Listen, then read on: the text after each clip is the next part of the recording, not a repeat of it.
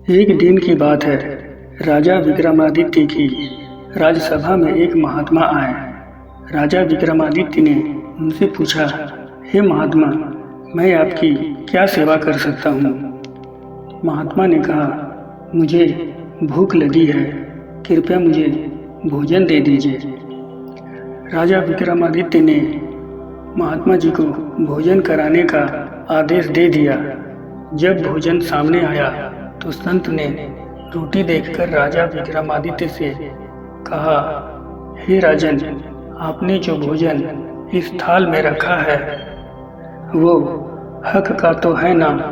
हक यानी अधिकार। ये बात सुनकर विक्रमादित्य चौंक गए कि ये हक का भोजन क्या होता है। राजा विक्रमादित्य ने कहा, हे महात्मा, कृपया आप मुझे बताइए, मैंने तो पहली बार सुना है कि हक का भी भोजन होता है।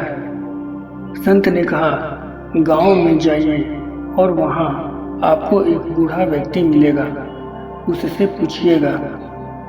जब राजा विक्रमादित्य बताए गए पते पर पहुंचे तो वहां एक जुलाहा सूत काट रहा था। राजा विक्रमादित्य ने उस बूढ़े जुलाहे से पूछा, ये हक का भोजन किसे कहते हैं?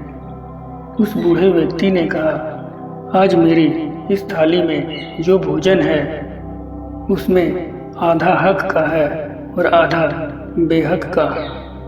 राजा विक्रमादित्य ने बूढ़े व्यक्ति से कहा, कृपया ये बात मुझे ठीक से समझाइए। बूढ़े व्यक्ति ने कहा, एक दिन मैं सूत काट रहा था और अंधेरा हो गया तो मैंने एक दीपक जलाया और मैं अपना काम करने लगा। उस समय मेरे घर के पास से एक जुलूस निकला। जुलूस में शामिल लोगों के हाथ में मशालें थी। मेरे मन में लालच आ गया तो मैंने दीपक बुझा दिया और उनकी मशालों की रोशनी में अपना काम करने लगा। उस काम में मुझे जो धन मिला उससे मैंने ये अन्न प्राप्त किया। ये अन्न आधा हक का और आधा बेहक का इसलिए है क्योंकि जितना काम मैंने उन लोगों की मशालों की रोशनी में किया था उतना धन उन लोगों के हक का है।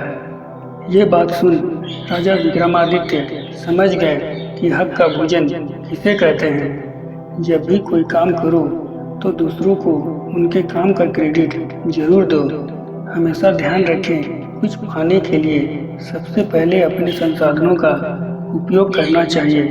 अगर दूसरों के साधनों का उपयोग किया है तो उन्हें इसका श्रेय जरूर दें। हमारे हक का हमारे परिश्रम और हमारी वस्तुओं से ही प्राप्त किया हुआ होना चाहिए। उम्मीद करते हैं इस नैतिक कहानी से आप समझ गए होंगे कि हक का भोजन क्या है। मनीराम रावल नदी के पार के जंगल में रहता था। उस जंगल में एक बहुत ही बड़ा कबीला था। मनीराम जब अपने कबीले का राजा बना तो प्रजा के पास पेट भर खाने को भी नहीं था। अधिकतर स्त्री और पुरुष प्रायः इधर उधर भूखे ही घूमते रहते थे। उस जंगल के खेतों में न तो पूरी मात्रा में अन्न ही उग पाता था और न कहीं फल सब्जियां उग पाती थी। राजा बनते ही मनीराम ने सोचा, किसी के पास और कुछ चाहे हो न हो पर भर पेट भोजन तो सबको मिलना ही चाहिए। प्रजा का भरण पोषण करना राजा का काम है। जो राजा ऐसा नहीं करता उसके राज्य में लूट मार और दंगे फसाद होते रहते हैं।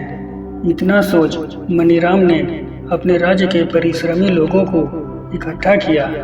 मनीराम ने सभी को प्रेरित किया। इसके बाद सभी ने मिलजुल कर कई दिनों तक कठोर परिश्रम करके जंगल की बंजर जमीन साफ की, उसकी खूब खुदाई की और खाद पानी डालकर उसे उपजाऊ बनाया। इसके बाद मोठ, बाजरा, मकई आदि की फसल की बुआई की। मनीराम ने खेती का काम केवल अपने साथी कर्मचारियों पर न छोड़ा। वह जानता था कि सभी अपने ढंग से अपनी इच्छा से काम करते हैं, पर हम यह चाहते हैं कि कोई काम वैसा ही हो जैसा कि हम चाहते हैं, तो उसमें जुटना होगा। खेती की देखभाल, गुड़ाई और सिंचाई में औरों के साथ साथ मनीराम खुद भी रात दिन लगा रहता था।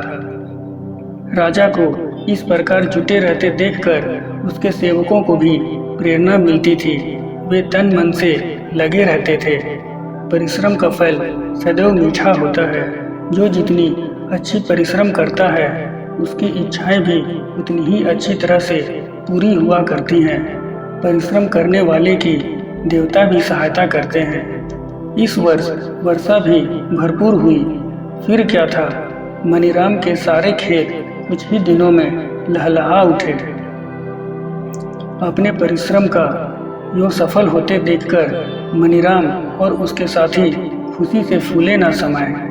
मनीराम के साथियों ने सोचा कि यह सब उनके राजा का ही प्रताप है। न वह खेती को इतना महत्व देता, न इतना अधिक परिश्रम करता और न हम सबको भी काम करने की प्रेरणा मिलती। सभी ने सोचा इस अवसर पर राजा मनीराम का अभिनंदन करना चाहिए। फसल काटकर सुरक्षित रखने के दूसरे ही दिन उसके सभी साथियों ने मिलकर एक उत्सव का आयोजन किया। सहभोज के इस अवसर पर जंगल के और दूसरे वर्गों को भी निमंत्रण दिया गया था। जब उन्हें पता लगा कि मनीराम ने वर्ष भर के लिए फसल उगाई है, तो उन्हें बड़ा आश्चर्य हुआ, क्योंकि अभी तक उस जंगल में कोई भी ऐसा परिश्रमी राजा नहीं था जिसने 2 महीने से अधिक के लिए अन्न उगाया हो।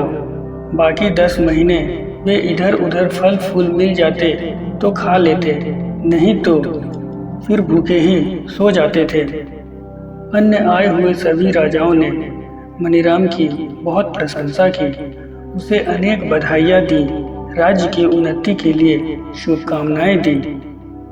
सबसे अंत में शुभकामनाएं देने की बारी आई कि रातों की बूढ़ी रानी गुल्लू की। वह बड़ी बुद्धिमान थी, सारा जंगल उसकी सलाह लेता था।